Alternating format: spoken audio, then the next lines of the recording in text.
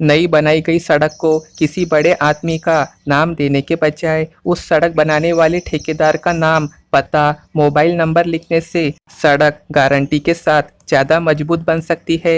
जनहित में जारी।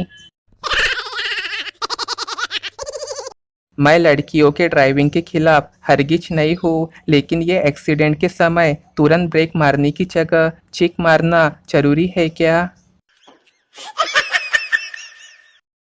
एक दामाद ससुराल आया तो सास ने उससे कहा, दामाद जी शर्माना नहीं, ये आपका ही घर है। फिर क्या था, दामाद जी लग गए झाड़ू पोछा करने। इसे कहते हैं समझदार को इशारा ही काफ़ी है।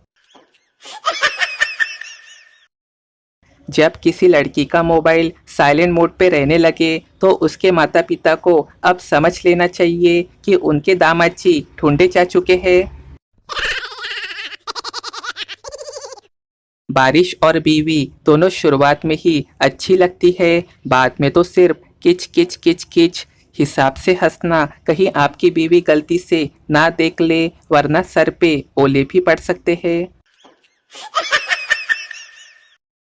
स्कूटी से टक्कर होने के बाद लड़का हॉर्न नहीं मार सकती थी क्या? लड़की, अरे पागल, पूरी स्कूटी मार दी, अब हॉर्न क्या अलग से मारना पड़ेगा? एक स्टूडेंट देर से कॉलेज पहुंचता है। मास्टर, लेट क्यों हो गए? स्टूडेंट, बाइक खराब हो गई थी। मास्टर, तो बस से आ जाते। स्टूडेंट, मैं तो बोल रहा था लेकिन आपकी बेटी माने तब ना। मास्टर जी बेहोश।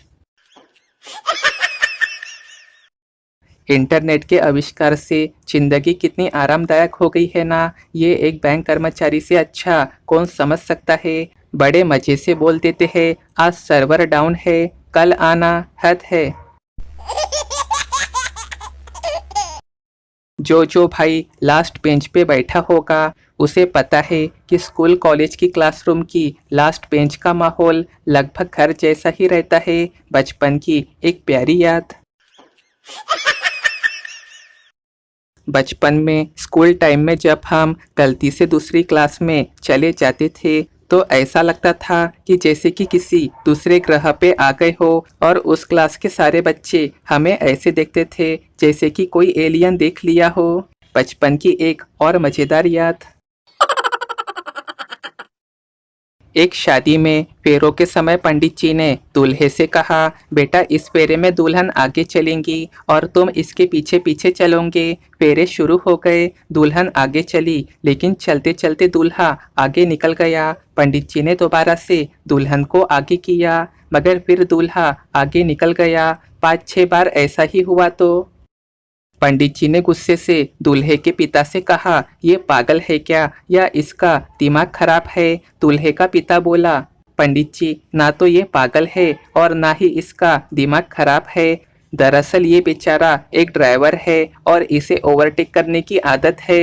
ये सुन पंडित जी बेहोश। अब ये मोबाइल के एयरफोन भी नए जमाने के रिश्तों की तरह हो गए हैं। कोई भी खरीद लो, 1 महीने से ज़्यादा टिकते ही नहीं है, बेकार हो जाते हैं। कहा जाता है कि किसी की परिस्थिति पे हंसना नहीं चाहिए, वरना वही परिस्थिति हमारी भी हो सकती है। इसलिए इस हिसाब से हमें सिर्फ और सिर्फ मुकेश अंबानी की परिस्थिति पर ही हंसना चाहिए।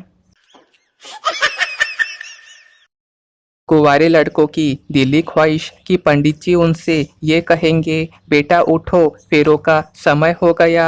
और शादीशुदा आदमी की दिली ख्वाहिश कि पत्नी उनसे ये कहे, अजी सुनो मैं मायके से फेरा लेके आती हूँ।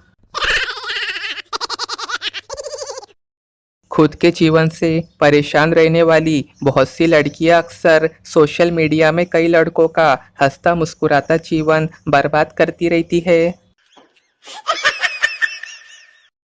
ब्रेकअप के बाद रोते हुए लड़का बोला, भाई छोड़ के चली गई, बोलती कि मैं बच्चों वाली हरकत करता हूँ। दोस्त, जाने दे यार उसे, फिर अब तू क्या करेगा? लड़का, वैसा ही करूँगा जैसा उसने कहा, अब उसके घर की घंटी बजा के भागूंगा। एक आदमी बैंक लोन की किस्तें नहीं चुका पा रहा था तो बैंक के अधिकारी उसके घर पे आ धमके और जोर जोर से चिल्लाने लगे, दरवाजा खोल कमीने, आज तुझे हम नहीं छोड़ेंगे। उस समय वो आदमी नहा रहा था। उसने खिड़की से देखा कि कुछ भिखारी सड़क पे जा रहे हैं। उन्हें देख उसे एक तरकीब सूझी और वो पिछली खिड़की से कूद के बिना वस्त्र के उन भिखारियों की टोली में शामिल हो गया। चलते चलते पीछे से एक भिखारी ने उसके कंधे पे हाथ रखा और पूछा, तुम्हारी कितनी किस्तें बाकी है भाई? आप कितने ही पढ़े लिखे क्यों ना हो, आपने कितनी ही उच्च स्तरीय डिग्रियां क्यों ना हासिल की हो, पर अगर एक बार आपकी बीवी ने बोल दिया कि जाने दो तुम नहीं समझोगे तो बस बात ही खत्म, आपकी सारी डिग्रियां बेकार।